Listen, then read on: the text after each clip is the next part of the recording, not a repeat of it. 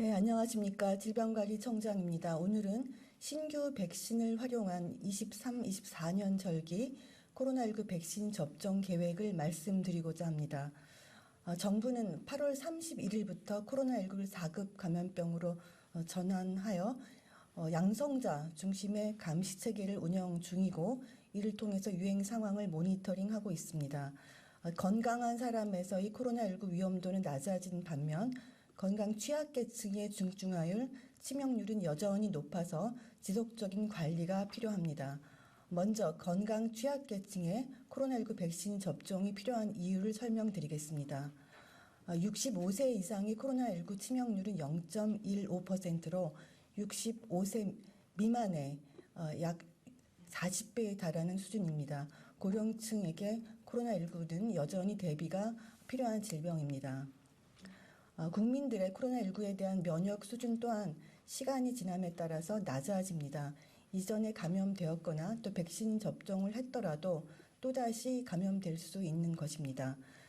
질병관리청 연구 결과 국민들이 코로나19 감염 후 다시 감염될 때까지 평균 10개월 정도 소요되는 것으로 나타났습니다.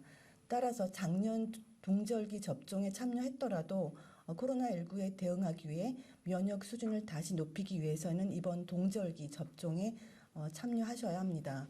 마지막으로 춥고 건조한 겨울철 환경 또한 중요한 위험 요인입니다. 겨울철엔 밀접, 밀집, 밀폐, 산밀 환경에서 모이는 시간이 길어짐에 따라서 코로나19를 비롯한 호흡기 바이러스 전파 가능성이 높아지므로 이에 대해서 대비해야 합니다. 정부는 이러한 위험에서 건강 취약계층을 보호하고자 현재 유행하는 XBB 계통 변이주에 맞게 새롭게 개발된 신규 백신을 도입하고자 합니다. 현재 국내에서 발생하는 유행 변이의 98.1%가 XBB 계열이고, 신규 백신은 이러한 XBB 변이를 타겟으로 개발되었습니다. 다음은 신규 백신의 효과성과 안전성입니다. 신규 백신은 작년 동절기에 활용한 이과 백신과 비교해서 XBB 1.5 변이에 대한 면역 형성 능력이 약 3배가량 높은 것으로 나타났습니다. 백신 접종 전후를 비교하면 접종 전에 비해서 접종 후 XBB 1.5의 10배 높은 면역이 형성되었습니다.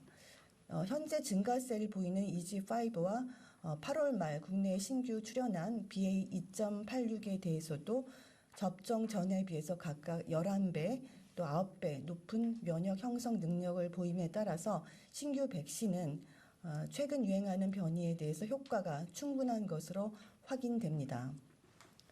이어서 신규 백신의 안전성에 대해서 설명드리겠습니다. 지난 겨울철에 접종하신 이과 백신의 이상 사례 신고율은 초기주 단가 백신의 10분의 1 수준이라는 것을 몇 번 전해드린 바 있습니다.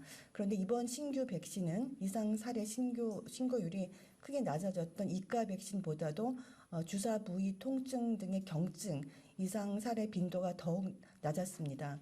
즉 주사 부위 통증이 이과 백신 접종자보다 신규 백신 접종자에게 약 15% 이상 낮게 나타났습니다. 이상 근거에 기반해서 2023년 4년 절기 코로나19 백신 접종 계획을 마련하였고, 세부 계획을 말씀드리겠습니다. 이번 백신 접종의 목표는 65세 이상 어르신, 면역 저하자 등의 코로나19로 인한 중증 사망을 예방해서 건강 피해를 최소화하는 것입니다. 접종의 목표를 고려해서 접종이 반드시 필요한 건강 취약계층을 지정하여 적극적으로 권고하고자 합니다. 건강 취약계층의 범위는 65세 이상 고령층, 또 12세 이상 65세 미만의 면역 저하자, 또 요양병원, 시설 등 감염 취약시설 입소자 및 종사자입니다. 그 이외에도 희망하는 경우 12세 이상 전 국민은 무료로 접종이 가능합니다. 이번 접종부터는 이전의 접종 이력과 관계없이 즉 코로나19 백신을 처음 접종하시는 분, 이전에 모든 접종에 참여하신 분 모두 동일하게 신규 백신을 1회 접종하시면 됩니다. 접종은 우선적인 보호가 필요한 건강 취약계층부터 시행할 예정이고, 이번 절기부터는 접종 종료일을 미리 공지하려고 합니다. 건강 취약계층의 접종 기간은 10월 19일부터 24년 3월 31일까지입니다. 접종 시작일은 65세부터 69세의 인플루엔자 접종 시작일과 동일합니다. 그래서 다만 그 70세 이상 어르신 중 코로나19와 인플루엔자 백신 동시 접종을 원하시는 경우에는 인플루엔자 백신 접종을 며칠 기다리셨다가 10월 19일 이후 두 백신을 함께 접종하시면 되겠습니다.